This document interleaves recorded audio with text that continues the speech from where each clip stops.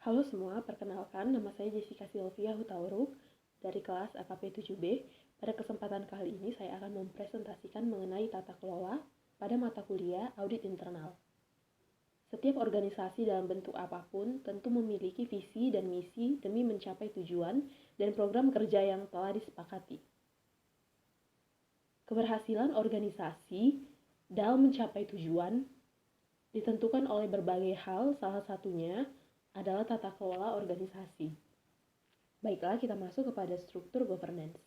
Organisasi mempunyai struktur untuk melaksanakan kegiatannya, mengarahkan perusahaan untuk dapat menghadapi resiko demi tercapainya tujuan organisasi. Struktur organisasi memberikan arah bagi pelaksanaan tugas sehari-hari dalam mengelola resiko yang ada dalam setiap model bisnis. Berikut ini adalah unsur-unsur kunci dalam struktur tata kelola. Tata kelola atau governance atau tata kelola korporasi atau corporate governance melingkari atau mencakup seluruh kegiatan perusahaan. Seperti dapat kita lihat pada gambar, struktur tata kelola perusahaan harus menaati hukum dan ketentuan perundangan di negara di mana ia berdomisili. Hukum dan ketentuan perundangan ini dimaksudkan untuk melindungi kepentingan masyarakat luas. Di lapisan berikutnya, ada pengelolaan risiko atau manajemen risiko.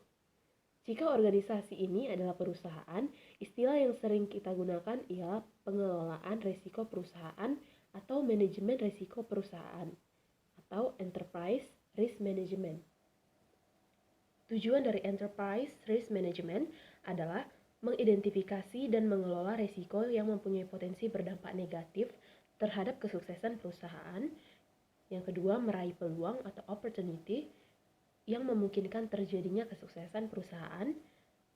Dan juga kegiatan enterprise risk management harus dilakukan dalam garis-garis atau arah struktur tata kelola perusahaan.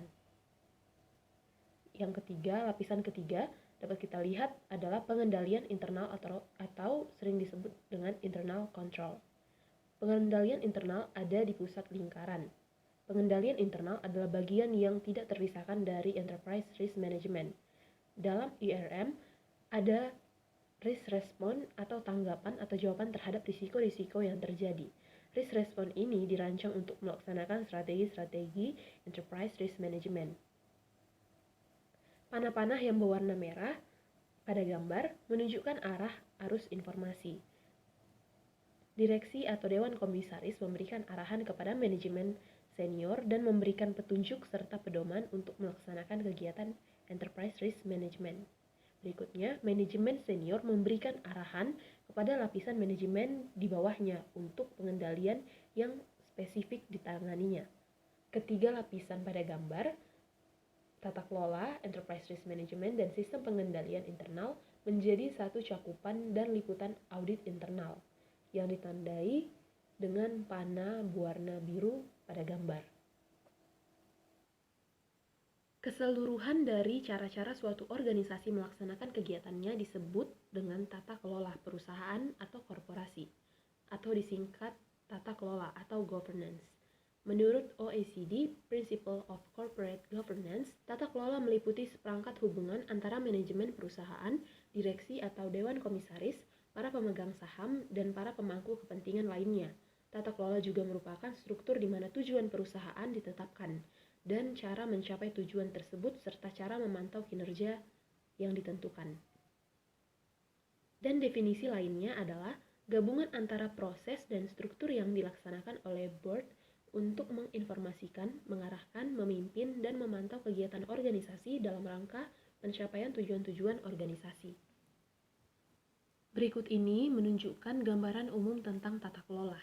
Payung berwarna biru pada gambar melambangkan tata kelola atau wilayah pengarahan yang diberikan Board of Directors. Board of Directors dalam sistem satu dewan atau one-tier board system mempunyai fungsi pengawasan yang serupa dengan dewan komisaris. Di bawah payung kewenangan dewan komisaris terlihat strategic direction dan governance oversight. Dewan komisaris menetapkan arahan strategis yang harus diikuti organisasi. Inilah makna wilayah kewenangan dewan komisaris yang pertama atau strategic direction. pada komisaris atau anggota Dewan Komisaris yang mempunyai pengalaman luas dalam bidang usaha, diharapkan meletakkan dasar-dasar ke arah suksesnya perusahaan. Wilayah kedua Dewan Komisaris adalah pengelolaan pengawasan atau governance oversight. Dalam tata kelola perusahaan terbatas, hal ini dilakukan oleh Dewan Komisaris melalui audit internal atau SPI dan komite-komite, seperti komite audit. Berikut ini adalah gambaran dari komponen-komponen inti dari suatu governance oversight. Pada gambar tersebut dapat disimpulkan bahwa governance merupakan tanggung jawab Dewan Komisaris untuk dapat bertanggung jawab kepada para stakeholder atas kegiatan-kegiatan baik pengelolaan risiko maupun pemberian assurance oleh internal audit. Berikutnya yaitu pemangku kepentingan atau sering disebut stakeholder.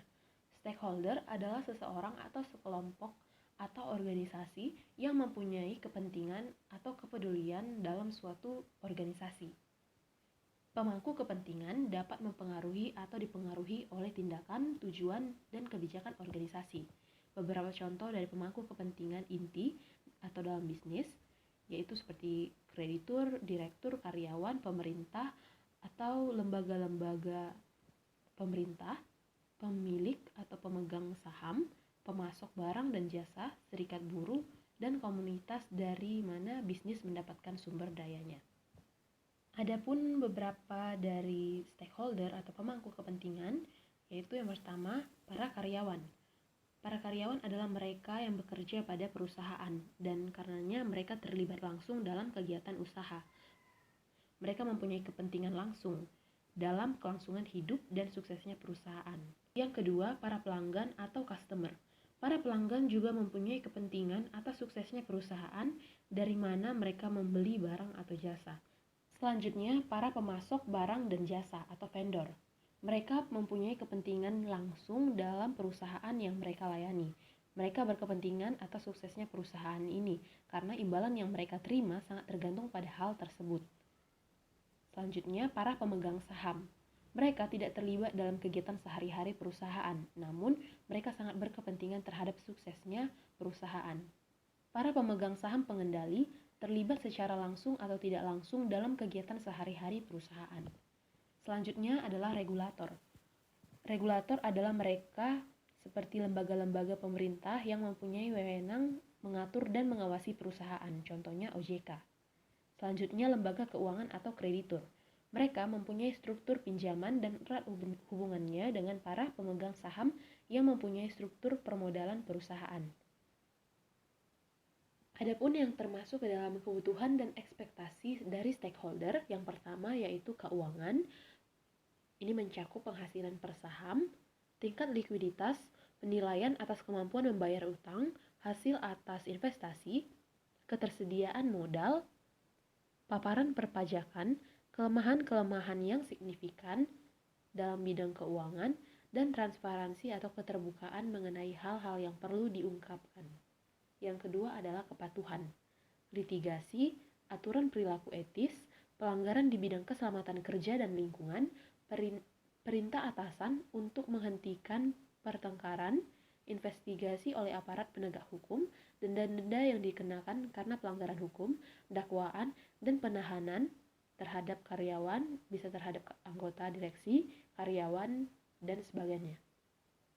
Yang ketiga yaitu operasi atau kegiatan perusahaan.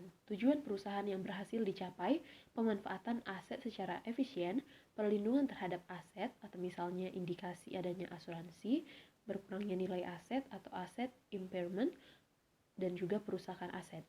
Kemudian perlindungan terhadap karyawan, seperti kesehatan karyawan dan keselamatan kerja, penghentian kerja dalam mengantisipasi bencana alam. Juga ada perlindungan data dan informasi, dan proteksi terhadap masyarakat di sekitar perusahaan. Yang keempat, strategis, reputasi, kelangsungan hidup korporasi, semangat para kerja karyawan, dan kepuasan pelanggan. Selanjutnya yaitu tanggung jawab Dewan Komisaris. Yang pertama yaitu mengangkat suatu governance committee atau komite tata kelola. Ini bisa merupakan komite baru atau ekspansi dari suatu komite yang sudah ada. Misalnya, banyak perusahaan publik memperluas nominating committee. atau komite yang mendominasi anggota direksi, komisaris, dan jabatan penting lain untuk menjadi governance committee. Komite ini harus terdiri dari independent directors, yakni mereka yang bukan anggota direksi. Selanjutnya, menegaskan persyaratan mengenai pelaporan ke direksi atau dewan komisaris. Direksi mendelegasikan wewenang untuk menjalankan perusahaan kepada manajemen. Delegasi wewenang ini dalam batas-batas ekspektasi para pemangku kepentingan. Selanjutnya, menilai kembali ekspektasi tata kelola. Ekspektasi para pemangku kepentingan dapat berubah dan berkembang dari waktu ke waktu. Oleh karena itu, Dewan Komisaris harus mengidentifikasi perubahan ini dan melihat kemungkinan perubahan dalam arah tata kelola. Berikut ini adalah tanggung jawab dari manajer senior atau direksi. Yang pertama, memastikan lingkup pengarahan dan kewenangan dipahami sepenuhnya. Yang kedua, mengidentifikasi proses dan kegiatan di dalam organisasi. Yang ketiga, mengevaluasi pertimbangan-pertimbangan bisnis lainnya. Yang keempat, memastikan terkumpulnya informasi yang cukup dari para pemilik. Kemudian, prosedur pelaksanaan tanggung jawab tata kelola manajer senior atau direksi. Yang pertama yaitu mengangkat suatu komite risiko. Komite semacam ini lazim dipimpin oleh seorang yang senior yang dinamakan dengan Chief Risk Officer. Kemudian, ini bertanggung jawab untuk menentukan semua risiko inti, menghubungkan risiko-risiko inti dengan kegiatan IRM, dan menugaskan risiko-risiko tersebut kepada pemilik risiko yang bersangkutan. Komite risiko menilai risk appetite dan risk tolerance dalam organisasi dan memastikan bahwa wewenang yang didelegasikan kepada pemilik risiko ini dalam batas-batas risk appetite dan risk tolerance tersebut. Yang kedua, menegaskan syarat-syarat pelaporan. Para pemilik risiko harus mengetahui sifat atau nature, format, dan kapan atau timing dari komunikasi tentang efektifnya kegiatan IRM. Komunikasi ini harus konsisten dengan risk tolerance yang didelegasikan kepada pemilik risiko. Pelaporan ini dilakukan secara teratur sesuai dengan jadwal pertemuan komite risiko atau sebagai bagian dari proses pengumpulan informasi sebagai bahan laporan kepada Dewan Komisaris. Yang ketiga, melakukan penilaian terhadap governance expectation secara berkala. Organisasi terus berkembang dan berubah dari waktu ke waktu. Manajemen senior harus menilai kembali arah penata kelolaannya dan tingkat risiko tolerance yang sudah dilimpahkan wewenangnya kepada para pemilik risiko. Perubahan di atas menyebabkan tolerance level yang ditentukan untuk manajemen senior juga harus dinilai kembali. Hal ini juga merupakan peluang untuk manajemen senior mengevaluasi efektifnya program IRM. Selanjutnya, pemilik risiko. Pemilik risiko adalah orang yang bertanggung jawab untuk memonitor risiko-risiko yang ada dan mengambil tindakan yang tepat jika risiko itu terjadi. Adapun tanggung jawab para pemilik risiko, yang pertama, menilai atau evaluate apakah kegiatan-kegiatan IRM telah dirancang dengan baik agar bisa mengelola risiko terkait di dalam batas toleransi yang ditentukan manajemen senior. Yang kedua, menilai atau assess kemampuan organisasi secara berkelanjutan dalam melaksanakan kegiatan IRM. Ini meliputi penilaian atas prosedur yang dijalankan, kompetensi dan pengalaman orang yang menangani prosedur itu, efisiensi dari teknologi yang tersedia, serta tersedianya informasi eksternal dan internal yang diperlukan untuk melaksanakan prosedur tersebut. Yang ketiga, menentukan apakah IRM yang sekarang berjalan bekerja sesuai dengan IRM yang dirancang, apakah orang yang direkrut dan sistem yang dipilih konsisten dengan tujuan yang diharapkan. Yang keempat, melaksanakan kegiatan pemantauan sehari-hari untuk meyakinkan apakah anomali, hal-hal aneh, dan penyimpangan dari ekspektasi diketahui secara tepat. Yang kelima, memastikan informasi sudah akurat. Memastikan bahwa informasi yang dibutuhkan manajemen senior dan Dewan Komisaris sudah akurat, siap sedia, dan disampaikan kepada manajemen senior secara tepat waktu. Adapun hal-hal yang dilakukan untuk melaksanakan tanggung jawab tata kelola pemilik risiko, yang pertama yaitu menyampaikan rekomendasi tentang tata kelola risiko kepada komite risiko. Jika seseorang menjadi pemilik risiko yang baru atau ia seorang pemilik risiko tertentu yang menghadapi tambahan risiko atau risiko baru, ia harus membuat rekomendasi untuk komite risiko. Yang kedua, menilai kembali kegiatan IRM. Setidaknya setahun sekali atau lebih sering jika diperlukan, penilaian harus dilakukan. Rancangan dari kegiatan IRM harus selalu sejalan dengan strategi risiko perusahaan. Kemampuan IRM harus dinilai kembali sehubungan dengan perubahan sumber daya manusia atau personal turnover, perubahan sistem, dan kejadian lain yang dapat mempengaruhi efektif atau usangnya kemampuan-kemampuan tersebut. Kegiatan pemantauan IRM harus dapat memberikan informasi yang tepat waktu tentang efektifnya kegiatan IRM. Pelaporan hasil-hasil IRM kepada manajemen senior harus dinilai kembali secara berkala untuk memastikan bahwa pelaporan selalu memenuhi harapan manajemen senior. Selanjutnya, kegiatan assurance. Kegiatan assurance dapat dilakukan secara internal oleh auditor internal dan komite audit, dan juga eksternal, misalnya oleh kantor akuntan publik, yaitu auditor eksternal. Adapun fungsi dari audit internal, yang pertama adalah untuk menilai apakah berbagai kegiatan IRM dirancang dengan tepat untuk mengelola risiko. Yang ketiga, mengevaluasi kecermatan dari rancangan IRM dan efektifnya pelaksanaan IRM secara keseluruhan. Yang keempat, menentukan apakah asersi atau penegasan yang dibuat pemilik risiko sudah benar. Yang kelima, menentukan apakah asersi tentang efektifnya IRM sudah benar. Yang keenam, mengevaluasi informasi risk tolerance. Yang ketujuh, memastikan apakah ada risiko yang belum tercakup. Adapun 3 pilar dari tata kelola korporasi, yang pertama yaitu transparansi.